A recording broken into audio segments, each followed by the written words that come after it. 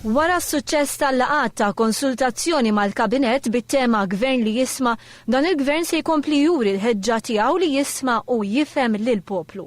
Dan hekk kif se jibdew isiru laqgħat fl-ibliet u rħula Maltin li fihom kull ċittadin se jkollu l-opportunità jesprimi suġġerimenti tħassibu idejat. Dan ħareġ waqt intervista lil Prim Ministru Joseph Muscat kellu fuq One Radio. Illi mmorru nintaqgħu fis-sala tal-Kunsill jew fis-sala parrokjali il-Kabinett joħroġ minn Kastilja. U jmur hemmhekk u nagħtu ċans lill-Kunsill ngħidulu ejja għandek il-Ministri kollha, il-Prim Ministru bil-Ministri kollha, ejja ngħidilhom x'għandkom bżonn f'dil-lokalità. Kienu ħafna dawk li ddubitaw is-suċċess tal-inizjattiva Gvern li jisma' iżda Joseph Muscat ma xtaqx jidħol f'mentalità li tibża titkellem man-nies. U qalu li jisma' mhux aħjar dawn inżommuhom għal aktar il-qudiem. U t-tweġiba tiegħi kienet le.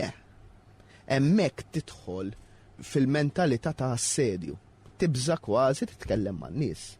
Il-messaġġ li qed jagħti dan il-Gvern bil-Ministru s-Segretarji Parlamentari tiegħu hija bibien miftuħin.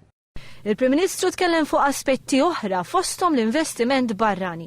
Irrefera l-kumpanija Ċiniża China Communications Construction Corporation Limited li se twettaq studju ta' 4 miljun euro dwar il-possibilità li jinbena pont bejn Malta u Għawdex. Fisser li l-hemm il-kwistjonijiet li tqajmu dwar il-pont jibqa' l-fatt li ġgant ekonomiku esprima x-xewqa li jinvesti f'Malta.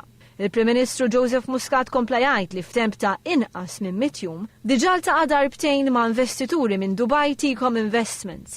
Dan minnu nifsu diġà juri aktar rieda tajba mill-abbandun totali li l-Partit Nazzjonalista kien ħalla warajh dwar il-proġett Smart City.